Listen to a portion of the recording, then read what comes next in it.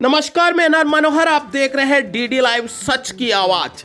क्षेत्र में गरीबों के हमदर्द और अपनी बेबाक व निष्पक्ष आवाज के लिए पहचाने जाने वाली दातारामगढ़ क्षेत्र के कुली ग्राम पंचायत के युवा सरपंच दिग्विजय सिंह शेखावत ने कोरोना संकट में इंसानियत की मिसाल कायम करी है। अपने क्षेत्र में 200 से ज्यादा राशन किट बांटकर मजदूर घुमंतु परिवारों के दर्द को महसूस किया है। दिग्विजय सिंह का मानना है कि अगर क्षेत्र में मजदूरों की आंखों से आंसू बहे तो फिर सियासत किस काम की। संकट के इस दौर में अपने घर के दरवाजे गरीबों के लिए खोलने वाले ये क्षेत्र के एकमात्र युवा प्रतिनिधि है। आइए मुलाकात करते हैं ऐसी शख्सियत से जिसने अपने दम पर सियासत का रुख बदला है, क्योंकि ये गरीबों को गणेश मानकर सेवा करते हैं। आइए मिलते हैं मिस्टर दिग्विजय सिंह शेखावत से। सर, आपका हमारे चैनल में स्वागत है। धन्यवाद सर, आपके चैनल का और आपका। दिग्विजय सिंह जी, हाँ सर। क्षेत्र में गरीब मजदूर बहुत परेशान है। हमने देखा है कि लॉकडाउन के बाद में विपरीत संकट आ गया उस मजदूरों के। शेखावाटी आंचल के बहुत सारे लोग हैं, महाराष्ट्र वगैरह कमाते हैं, उन लोगों के जीवन यापन के लिए संकट आया है। आपने उन लोगों के लिए क्या करने का प्रयास किया है?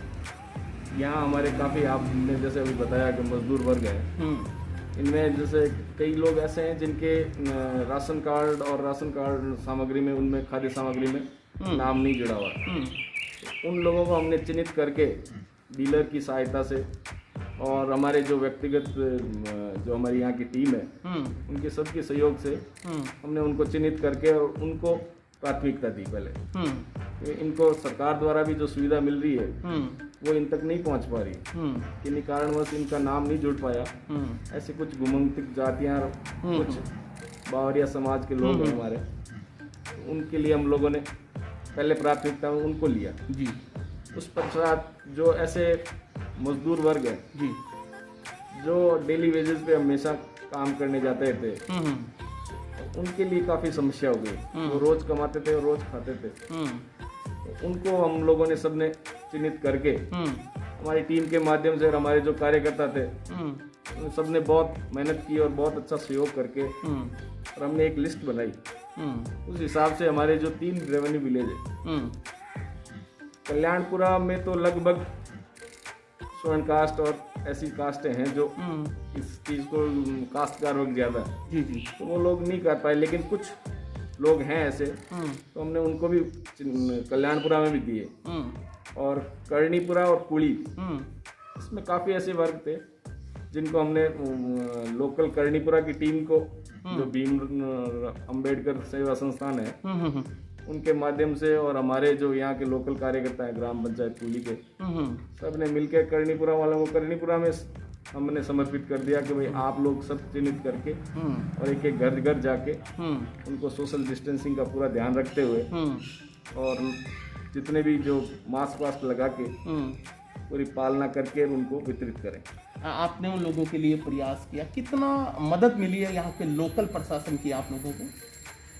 लोकल प्रशासन ने, हमारे एमएलए साहब ने भी इसमें सहयोग किया है और उन्होंने भी यहाँ पे भिजवाया, लेकिन हमारी जानकारी में कुली में तो अभी तक ऐसा आया नहीं। क्षेत्र में पूरे में सब जगह उन्होंने भेजा है और जितने भी आसपास के भामाशाह है उन्होंने भी अच्छा सहयोग किया है। हमारे खाटू श्याम जी से भी कुछ लोग, पवन जी पुजारी के आए थे, उन्होंने भी हमारी मदद की है। और यहाँ के जो लोकल कार्यकर्ता है वो सब मिलके और हमने आपस में कंट्रीब्यूशन करके और एक ऐसा फंड भी बना रखा है ताकि अगर आपात की ऐसी स्थिति आए तब उसका यूज़ किया जाए। अभी तक उसका हमने यूज़ नहीं किया, तो हमारे पास पड़े हैं स्पेयर में जी कि आगे भी भविष्य में कोई ऐसे आए तो। अभी तक तो हमने हमारे स्तर पे ही लगभग 200 किट वितरित कर दिए। लगभग 200 किट आपने वितरित कर दिए। एक बात और पूछना चाहता हूँ दिग्विजय सिंह जी, जैसे क्षेत्र में मैंने आपके व्यक्तित्व को जाना है, तो आप हमेशा मजदूरों की आवाज़, गरीबों की आवाज़ उठाइए। आपको लगता है कि इस संकट काल में मनरेगा के मजदूर है, उन लोगों को, जैसे मनरेगा को लॉकडाउन में छूट दे देनी चाहिए, उनको मजदूरी के लिए छूट दे देनी चाहिए? बिल्कुल आपने सही कहा फिर मनरेगा के जो मजदूर हैं उनको छूट तो मिलनी चाहिए, लेकिन फिर भी जैसे कि उनमें भी आप ऐसे कई लोग हैं तो उन्हें चिन्हित करके छूट करें जो वाकई इस चीज़ के ज़रूरतमंद है, उनके शाम सुबह का नहीं है। मनरेगा में तो लगभग काफ़ी लोग जाते, सभी लोग जाते हैं, कई वर्ग के तरीके के जो भी घर में निकला बैठा है तो वो जाने की कोशिश करता है मैं मनरेगा में जाऊँ। उनको प्राथमिकता न दे के जो ऐसी स्थिति में जिनके शाम सुबह का भी कोई सलीका नहीं है वो नरेगा के माध्यम से ही अपना रोजगार करके पेट भरते हैं, उनको प्राथमिकता देके सोशल डिस्टेंसिंग का पूरा ध्यान में रखते हुए छूट देनी चाहिए। अच्छा, एक और मैं जानना चाहूँगा कि जैसे बिहार के, राजस्थान के, यूपी के बहुत सारे मजदूर हैं वो फंसे हुए हैं जैसे महानगर में। अभी आपने भी देखा होगा कि यूपी सरकार ने कोटा के जो मेडिकल स्टूडेंट थे उनको यहाँ पर बुला लिया है। आप क्या कहोगे कि भाई इस मजदूरों के लिए सरकार योजना है, सरकार की क्या पॉलिसी होनी चाहिए? बिल्कुल सही है, मजदूर अपने घर में चला जाए तो आप ये मान के चलिए कि यहाँ पे गांव में ऐसी व्यवस्था रहती है कि अगर कैसा भी बिल्कुल गरीब से गरीब स्थिति का मजदूर भी है तो उसको मांगने पे अपनी मदद मिल जाएगी, और आस पड़ोस के जो अपने उनके सहयोगी हैं वो भी उधार भी उनको दे देंगे। वहाँ पे दूसरी जगह, पराई जगह बैठे वो उनको कोई गवर्नमेंट शुद्ध ले तो ही संभव हो पाता है। गवर्नमेंट को ऐसी पॉलिसी बनानी चाहिए, जैसे मेडिकल छात्रों को ले जाया जा रहा तो मजदूरों को क्यों ना उनके आवास पर, उनके राज्यों में लिया जा रहा है। बिल्कुल, मजदूरों को भी उनके आवास पर और उनकी पूरी जांच करके ले जाना चाहिए। बिल्कुल उनको अपने आवास पे भेजना चाहिए ताकि वो अपने परिवार के साथ ऐसा नहीं कर रही है ना, नहीं कर रही तो वो बहुत बड़ा, कई जगह ऐसी जगह है कई जहाँ पे मजदूर वो खुद ही नहीं आना चाहते क्योंकि वो लोग जैसे अपने कारखानों में वहीं पे अंदर ही रह रहे हैं और उनको सारी सुविधाएं मिल रही है, ऐसे तो कोई दिक्कत नहीं। लेकिन जो बेचारा ऐसी स्थिति में है कि उसको खाने के भी लाले पड़ रहे हैं उनको आना चाहिए। अच्छा, एक मैं आपसे थोड़ा हट के बात कर रहा हूँ, अभी एक हवा चली थी, मीडिया में भी चली थी, आपकी पॉलिटिकल सियासत में भी चली थी, ये जो जमाती वर्ग है, कहा जाता है कि कोरोना बढ़ाने में इन जमातियों ने बड़ा मतलब ऐसा कुछ किया, आपका क्या विचार है? बिल्कुल आपने सही कहा, लेकिन मैं ये जानता हूँ कि जहाँ तक है कि हर वर्ग में ऐसे वर्ग भी होते हैं जो कई समझदार और अच्छे वर्ग जी, अच्छे व्यक्तित्व के भी लोग हैं। मैं उनसे आग्रह करूंगा कि वो उनको सबको मोटिवेट करें और उनको ये चीज़ समझाएं कि भाई आप जो चीज़ कर रहे हो वो गलत कर रहे हो। अगर आपको समाज से जुड़, मैं सीधा जमातियों ने गलती करी है। बिल्कुल, जिस हिसाब से हम लोग देख रहे हैं आपके चैनलों के माध्यम से, बिल्कुल ऐसा लग रहा है कि जमातियों ने बहुत बड़ी गलती की। बहुत बड़ी गलती की, बिल्कुल सर। जैसे अभी सरकार का भी कहना है कि जमाती पूरा कोऑपरेट नहीं कर रहे हैं, तो एक अपन ग्रामीण क्षेत्र, जहाँ आप ग्रामीण को प्रतिनिधित्व करते हो, क्या गाँव में ऐसा कुछ नजर आता है कि भाई जमात है, ये हिंदू है, ऐसा कुछ देखने को मिलता है गाँव में? हमारे गाँव में तो ऐसे है नहीं, क्योंकि हमारे गाँव में तो 2-4 ही है ऐसे परिवार जो लोग पूरे कोऑपरेट करते हैं, मिलकर रहते हैं। मतलब ये सियासत की है या एक बड़ी बात है, गांव में नहीं है। गांव में ऐसा नहीं। अच्छा, मैं आपसे ये जानना चाह रहा हूँ कि मैंने देखा है कि गांव में वस्तुओं की कालाबाजारी, आप बाजार में देखोगे तो जो 5 रुपए की आ रही है अभी वो 20 रुपए की आ रही है, बहुत महंगी हो गई है वस्तुएं। आपके गाँव में भी मैंने रिपोर्टिंग में देखा है कि बहुत ज़्यादा है, तो आप लोग इस पर कभी आवाज़ उठाइए, लोगों को समझाया है? क्योंकि मैंने देखा है कि दुकानों पर रेट लिस्ट नहीं है बाहर। बिल्कुल सही, आपने सही फरमाया, ये बहुत अच्छी बात बताई आपने। लेकिन जहाँ तक मेरी नज़र में हमारे गांव में ऐसा कुछ है नहीं। हमारे गांव में तो उन्हीं की आपको कालाबाजारी मिलेगी, जैसे गुटखा है, जी, जो बीड़ी है, इन्होंने ये जो पुराना स्टॉक कर रखा है, या कोई दारू पीने वाले हैं तो वो जो वाइन का जो सेवन कर रहे हैं, उन्हीं को रेट के अलावा ये भी तो गलत ही है ना। बाकी वो गलत, ये भी गलत है, लेकिन वो उनको भी कुछ कोऑपरेट करना चाहिए, भाई अपने जो गलत आदतें हैं वो सुधारें।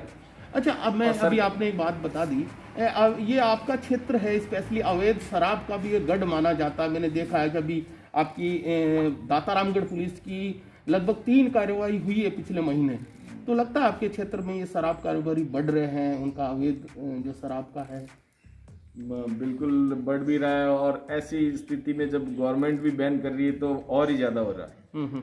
तो मैं ये चाहूँगा कि सरकार भी इनके खिलाफ सख्ती से पूरा पालन कराएं इनको, और इनका पूरा ख्याल करके जो ऐसे लोग हैं इनका पूरा दंड देने की प्रक्रिया अपनाएं अपने आप। अच्छा, आपके गांव में राशन का जो वितरण हो रहा है, कई लोगों के राशन नहीं बने हैं, जैसे मजदूर बाहर से आया हो, ऑनलाइन सिस्टम में वो मान लीजिए नहीं जुड़े हैं, क्या आप प्रशासन से या यहाँ के राशन डीलर से कभी आपने कोऑर्डिनेट करके प्रयास किया है कि उन लोगों को भी राशन मिले जिनके पास राशन नहीं है? बिल्कुल बिल्कुल, हमने उनसे कोऑर्डिनेट किया, राशन डीलरों से भी हमने बात संपर्क किया और हमने उनकी लिस्ट बनाई।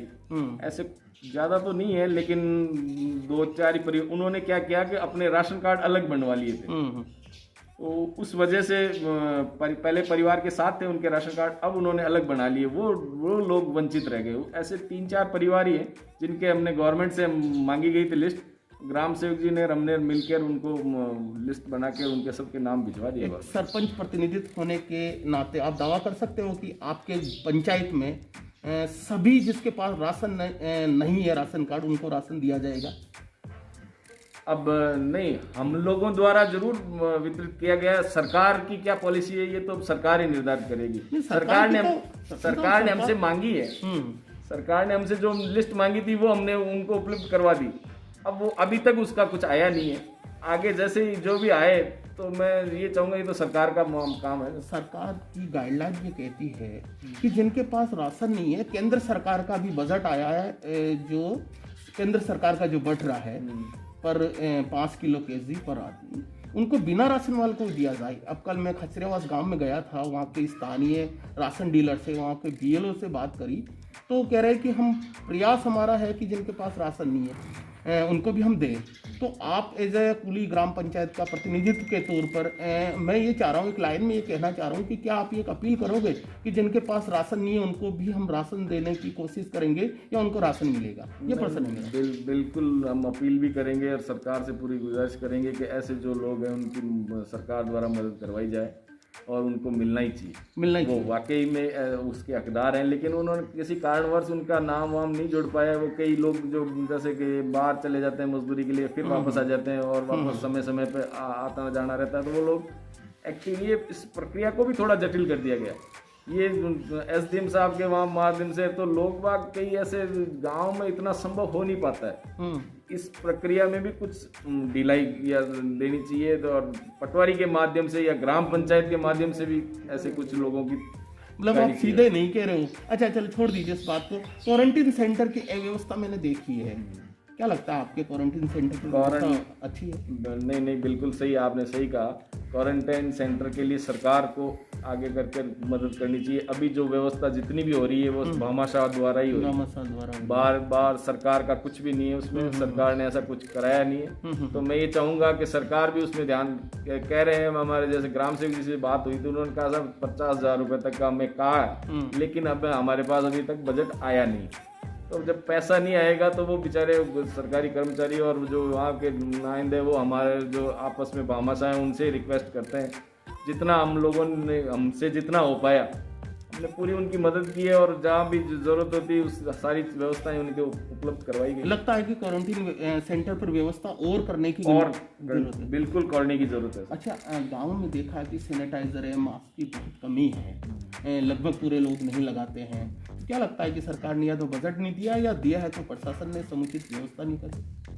नहीं, आप बिल्कुल सही कह रहे हो। आप जैसे सैनिटाइजर का तो हमारे पास अभी तक ऐसा आया नहीं था गवर्नमेंट से, तो हमने तो हमारे स्तर पे ही, हमारे 3 रेवेन्यू विलेज है, तीनों में हमने सैनिटाइज कर दिया, एक घर में कर दिया, एक भी घर ऐसा छोड़ा नहीं जो किसी चीज से वैनित रह जाए। और अब सेकेंड टाइम में दोबारा दूसरा फेज और हम लोगों ने स्टार्ट कर दिया। कई जगह ऐसी है जहाँ पे दो दफा कर दिया गया। हम तो हमारी व्यवस्था कर रहे हैं, लेकिन हम ये चाह रहे थे कि भाई सरकार से भी कुछ ऐसी मदद हो तो ये जो कार्य उनमें थोड़ा बहुत गति ज़्यादा आ जाए। अंतिम प्रश्न है मेरा, लगता है कि संकट के दौर में सरकारी फंड का कहीं ना कहीं दुरुपयोग हो रहा है?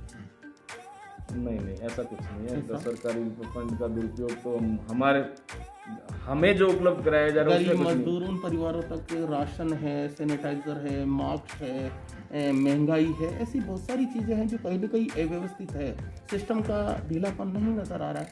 ये ग्राउंड रिपोर्ट तो यही कहती है सर। बिल्कुल आपने सही पूछा, लेकिन ये मैं आपको बताना चाहूँगा कि इतने बड़े लेवल पे होता है तो ये चीज़ें तो एक दूसरे के सहयोग से ही होना संभव है। इनको पूरी तरह जैसे सरकार को भी पूरे जैसे गांव में जो पटवारी टीचर्स जो हैं और ग्राम पंचायत के जो कर्मचारी हैं, यही एक माध्यम है जिसके माध्यम से आप गांव तक के गरीब तक हर आदमी तक पहुंच पाओगे। मतलब तो इसमें कोऑर्डिनेट होना चाहिए। हाँ, इनमें इनको करके और इनके माध्यम से ही वहाँ पे पहुँचा जा सकता है। उनको अगर आप साथ लेके करोगे तो मेरे हिसाब से ऐसा कोई वंचित रहेगा नहीं जो कि कोई बिना किसी सुविधा के। लेकिन मैं एक चीज़ आपको और बताना चाहूँगा, आज हमारे गांव में एक भी ऐसा नहीं है जो भूखा सोया। भूखा को कभी सोया भी नहीं है और किसी को सोने भी नहीं देंगे, चाहे हमें किसी से भी कुछ भी कोई मांग के ला के उसको खिलाना पड़े, लेकिन ऐसी व्यवस्था कर देंगे। लेकिन हम सरकार से भी थोड़ी गुजारिश चाहेंगे कि वो भी थोड़ा बहुत उनको सहयोग करे, या किसी के भी डीलर के माध्यम से जैसे भी वो जो उचित समझे वो अपने संसाधनों से इनका इतना कर पाए करें। एक सरपंच प्रतिनिधि के नाते, एक गांव के एक मुख्य नागरिक के नाते हमारे चैनल के माध्यम से क्या अपील करना चाहिए?